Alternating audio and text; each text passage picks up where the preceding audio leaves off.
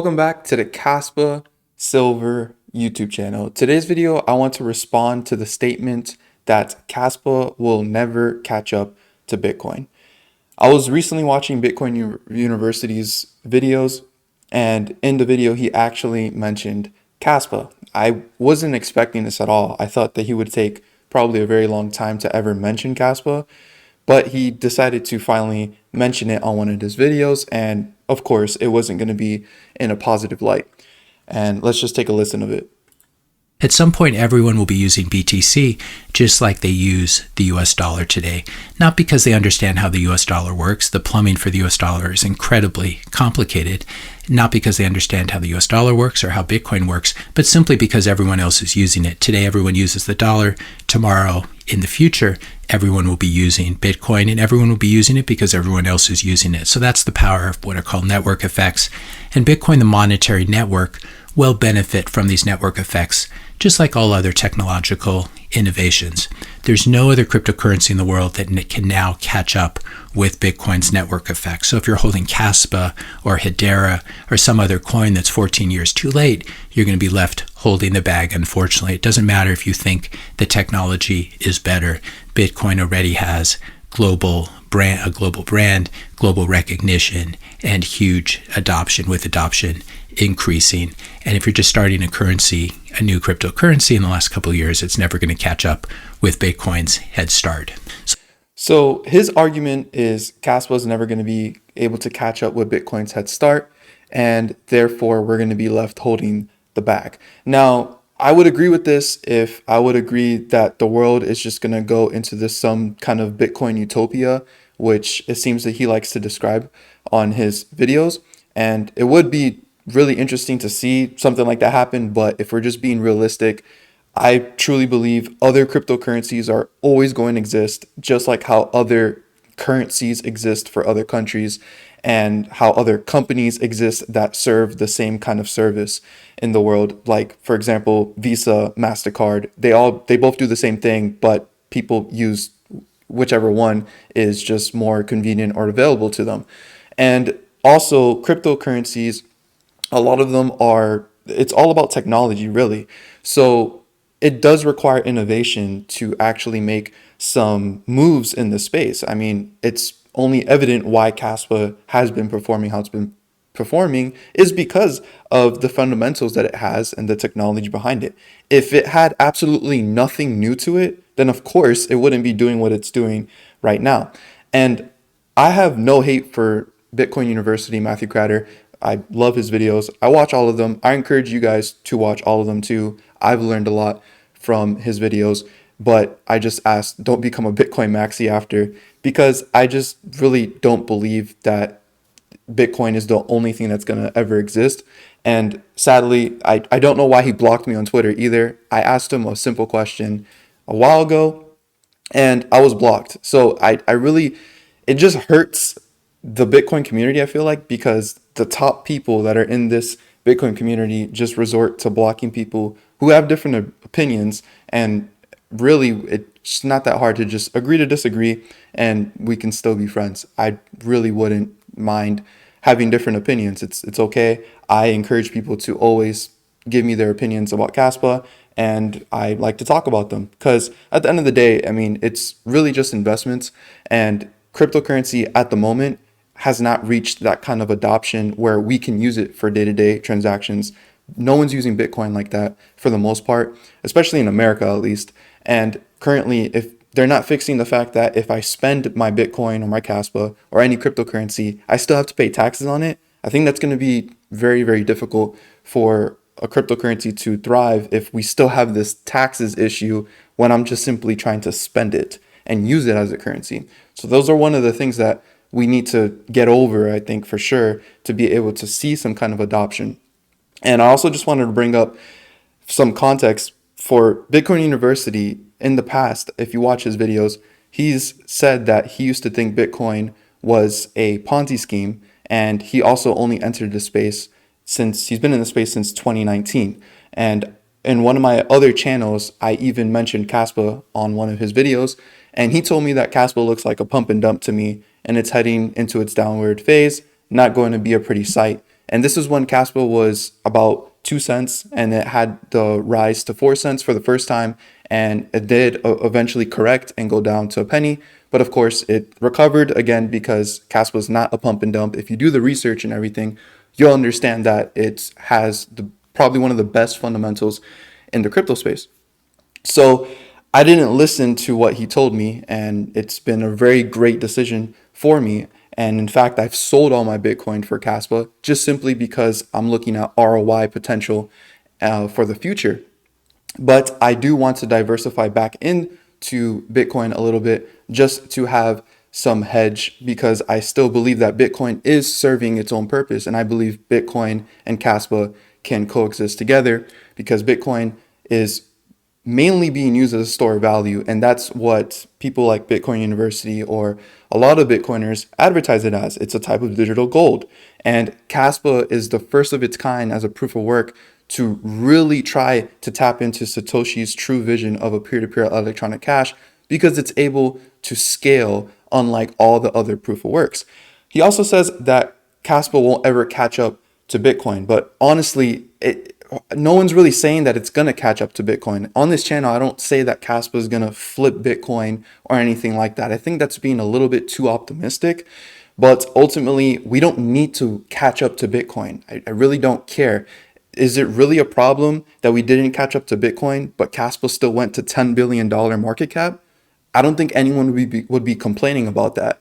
And if we're looking also at this right here, I asked Bard a question about companies that took over other companies just because of technology and innovation. And you could see the tons of companies that just over time, they were taken over by innovation. And I'm not trying to put this out there to show these different companies that were taken out, like Blockbuster or BlackBerry and all those old kind of things, to say that Kaspa will take over Bitcoin. But there are definitely other cryptos in the space that Kaspa can take over. For example, there are other proof of works that are above Kaspa that truly are just super redundant and are unnecessary now. Things like Ethereum Classic. I wouldn't say Monero is one of those redundant ones because it does serve its own purpose with anonymous transactions as a proof of work. And maybe things like Bitcoin Cash is super redundant. It's just a hard fork of Bitcoin. And if we're looking also at Litecoin is also super redundant and just a hard fork of Bitcoin. Really has no innovation going for it, in my opinion, that can compete with Kaspa. So if Kaspa just simply beats Litecoin, I mean, if we're looking at that right now, that's putting Kaspa at about a $4.5 billion market cap. I don't think anyone would be complaining that it's able to achieve this. But I think the bigger picture is looking at the long-term vision of Kaspa. It's not just trying to be a peer-to-peer electronic cash. It's also trying to serve a purpose in the world of smart contracts. And if anyone knows, smart contracts is probably one of the most wanted, requested things about Kaspa. I've seen so many people say, it doesn't even have smart contracts, and that's a bad thing. But I don't see why something that it's missing is bad when they said they're going to bring it later. I mean, I truly believe the tech behind Kaspa is going to really revolutionize the crypto space. And also it will be a flight to safety, because if you do watch a lot of Bitcoin University videos, he talks a lot about Ethereum and its potential collapse and all the issues it has. And I agree that Ethereum has a lot of issues.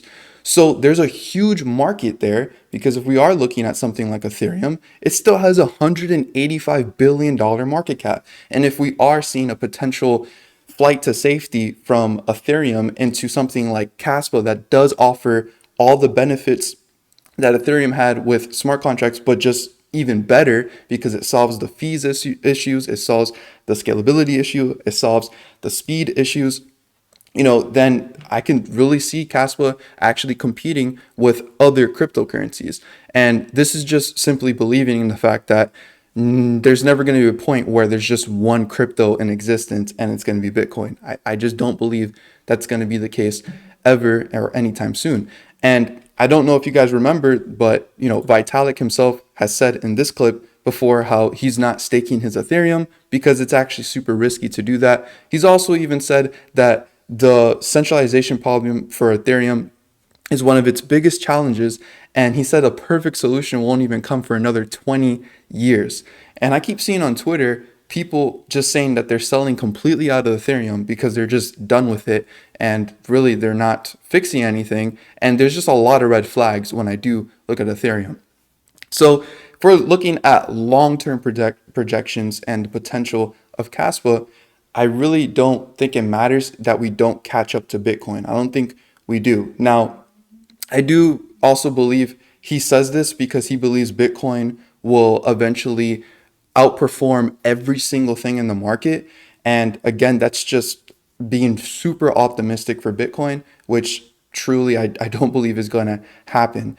And honestly, it doesn't really matter if Bitcoin does outperform a bunch of the cryptos in the market, because really Kaspa is so low in market cap, the ROI is always going to be a lot more better. So if Bitcoin does start to go way higher, which I don't think it would, it still wouldn't really outperform it when it comes to percentages because of the fact of how high market cap it is. I mean, just to get a 2x right now, it needs to go back to $1 trillion. That takes a lot more money than for something like Kaspa to be able to give you a 2x. Right now, Kaspa is sitting at a 927 million market cap. So for it to just simply give you a 2x, you only need it to go to about like $2 billion market cap. And that's a 2x. For Bitcoin, you would need it to go to a $1 trillion market cap. So when you're looking at it like that, the ROI potential and the fact that Kaspa is not a scam, there's fundamentals for it and there's actual things being built on it. Now, I know nothing on the smart contract end, but that's not the purpose. If you understand the vision of Kaspa, you need to have a good solid foundation and a base layer that is able to support high transactions per second and making history. I mean, seeing Kaspa running on 10 blocks per second has never been seen before in the crypto space, especially on a proof of work. And that's another thing. Kaspa doesn't have that much competition when it comes to being a proof of work, being scalable on top of that as a proof of work, and then eventually offering smart contracts. There's really no one in the crypto space that's going to be able to compete. All the other cryptos that have smart contracts and whatnot are mainly proof of stake, and those all have some risk to them that are a lot more greater than proof of work protocols, in my opinion. So he says that Kaspa will just never catch up to Bitcoin. He also says that Kaspa is just 14 years too late. But honestly, I don't see Kaspa being late to anything because everything that it's doing are things that Bitcoin has never been able to do. So really, I think Kaspa does have a really great potential in the future. But of course, as always, you got to do your own research and keep understanding your investment and always put money that you are willing to lose. And not only that, make sure that you're not putting so much money that if you can't even sleep at night, then you probably are investing way, way too much. So just remember, guys, that at the end of the day, crypto right now is still highly speculative, and even Bitcoin is still highly speculative. Now, I know there's ETFs coming and whatnot, but ultimately, I think that the crypto market is going to continue to grow. If we're looking at the percent of population that's even in it, there's only about like 5% of the whole population in crypto. So I don't think it's going anywhere anytime soon. And just like how we see multiple companies exist that probably produce the same services, or multiple currencies exist that people use, I think we're going to also see multiple cryptocurrencies exist that people decide to use however they want to use it. So I hope you guys enjoyed this video, and I want to hear your thoughts and opinions. So please put them down in the comments. I would like to see what you guys have, or maybe if you have any questions, I can make a video on it as well. So thank you guys for watching. And as always, don't be average, be different.